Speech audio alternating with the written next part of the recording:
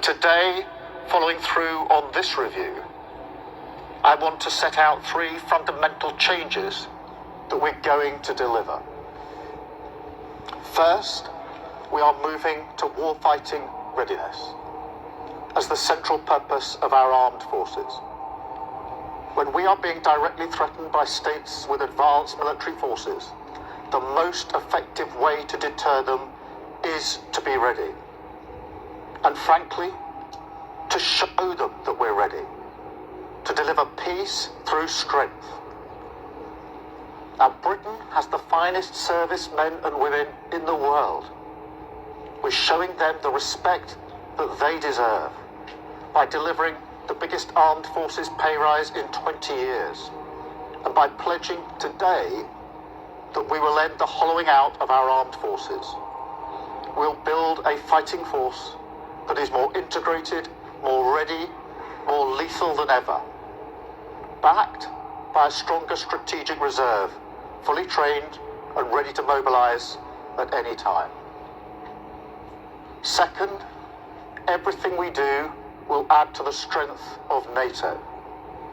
As we step up to take greater responsibility for our collective defense, the NATO alliance means something profound.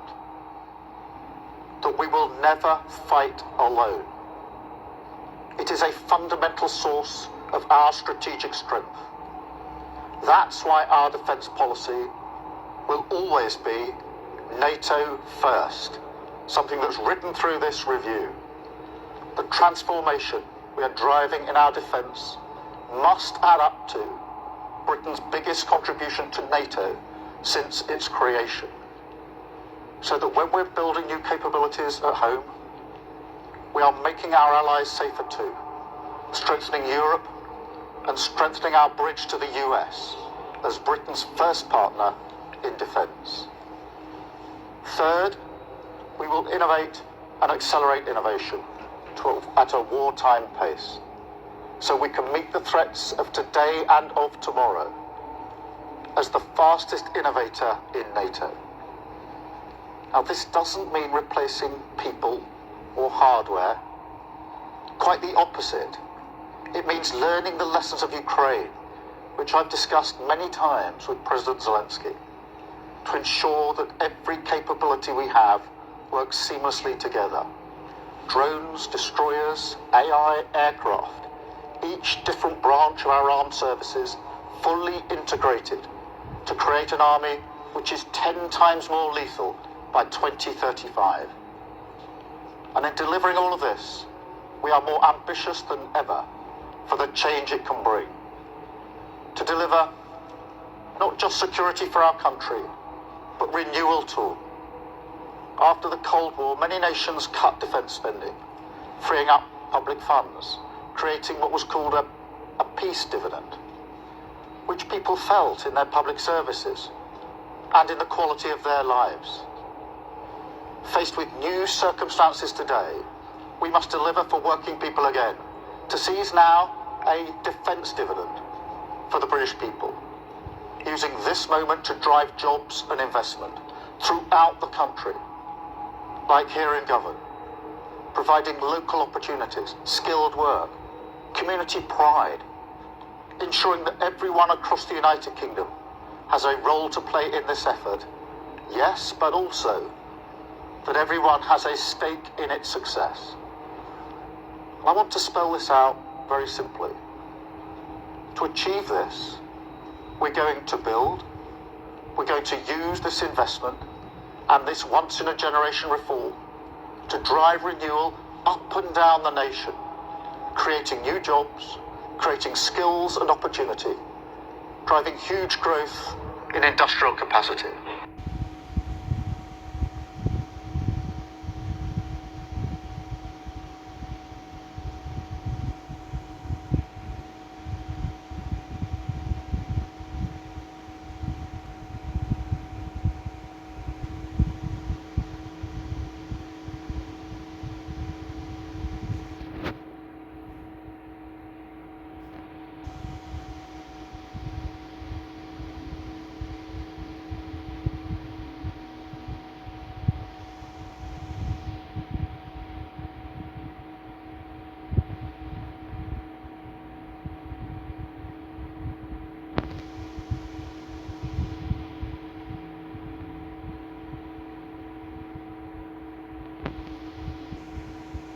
Well, the Russia-Ukraine war rages on. NATO nations are preparing for the very worst, buoyed by fears of potential Russian aggression and pressure from the United States.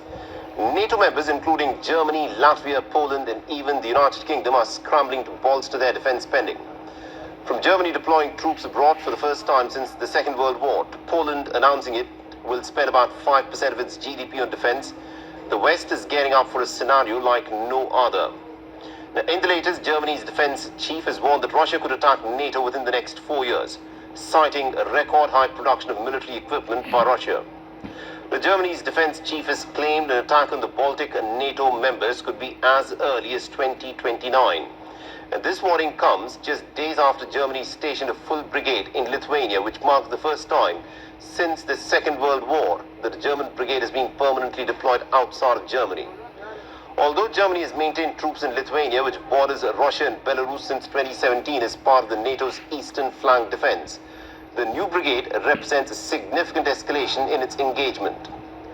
Now, Latvia's intelligence service has also warned of a deteriorating security situation in Eastern Europe, citing a major Russian military build-up in the Baltic Sea region. They've also noted that Russia is increasing surveillance activities targeting NATO military operations.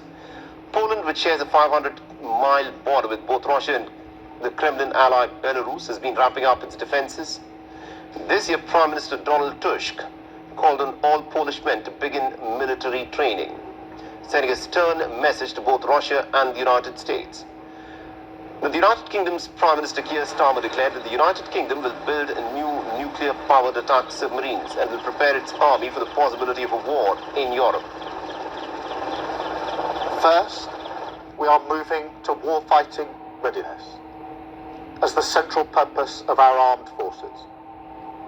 When we are being directly threatened by states with advanced military forces, the most effective way to deter them is to be ready. And frankly, to show them that we're ready, to deliver peace through strength. Nordic nations are also mobilizing their people to defend against military and non-military threats. The war preparations have been scaled to such an extent that Norway and also its neighbors are even advising residents to stockpile food and water for up to 7 days. Norway is specifically bolstering its defenses while the authorities are not expecting an imminent conflict. The key weapons manufacturing hub of Kongsberg has installed a new satellite communication system to facilitate the deployment of Western forces in case of a conflict. So what's changed, I would say, over the last year is that previously we were very focused on protecting our technology, our products, and the information regarding those products. Since the invasion of Ukraine in 2022, sabotage has become one of the threats that is now on the radar to an extent that we haven't seen probably since the Second World War. Well, Europe is bolstering its defenses. Kremlin, in the month of March, had said that Russia has no designs on any NATO nation and will not attack Poland, the Baltic states, or even the Czech Republic. However, the Kremlin has warned that if the West supplies F-16 fighters to Ukraine, then they'll be shot down by Russian forces. The Israeli army has confirmed the death of a soldier and the serious wounding of another in the Shujaya neighborhood east of Gaza City on Tuesday. They've reportedly been killed in an ambush by Al-Qassam brigades, the armed wing of Hamas. It comes a day after the Israeli army said 3 soldiers were killed in Jabalia. Well, let's speak to our correspondent Nida Ibrahim, who's here in the studio with me. So, Nida, another Israeli soldier killed. That's 4 in 2 days. I mean, how will that be received in Israel, given the mounting pressure from many there to end the war and concerns not only for the safety and security of soldiers, but also the captives still in Gaza? Indeed, and that is the 4th soldier, as you say, in just 2 days. Of course, this morning, the Israeli army has made the official announcement about the killing of the soldier, but it comes exactly a day after 3 Israeli soldiers were killed in combat in Gaza as the Israeli forces are pushing into their ground operation inside the Gaza Strip as a way that they say that they're putting pressure on Hamas to kind of accept the U.S. envoy Steve Witkoff's proposal for a ceasefire. Now, Hamas has been saying they want more guarantees that this ceasefire would be permanent and not just a 60-day one that would guarantee basically the continuation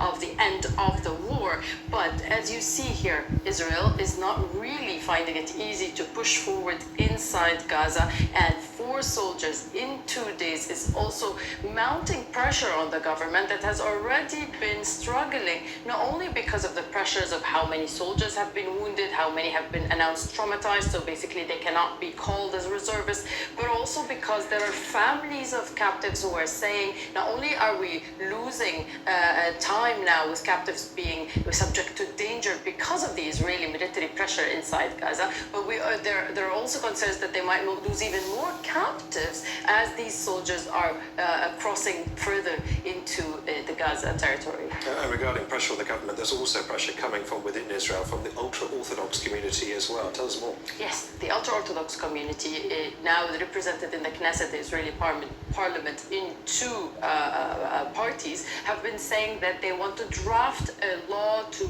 enshrine a law in the Israeli parliament that prevents the conscription of these Haredi Jews, the ultra-Orthodox Jews. And this issue comes at a time after the 7th of October, where the Israeli prime minister cannot really advance and push for such a law, as his army is really in need for so many soldiers, especially as we've been talking about the numbers of losses and the numbers of people who cannot serve because of injuries. So you are talking about a situation where Netanyahu is being really pressured by these ultra-Orthodox parties that are part of his coalition. Now they are saying that they will be demanding the Knesset to pass a legislation to bring the government down. Now this is something for next week, but it's something that is really irking the Israeli prime minister, putting him in a very difficult position. And these killings of these 4 Israeli soldiers in just 2 days further complicates the scene. And the Haredi Jews, the ultra-Orthodox Jews, are firmly against serving the army because they believe it's against their fundamental beliefs. Is that right? Anita, many thanks for that. Anita Ibrahim there.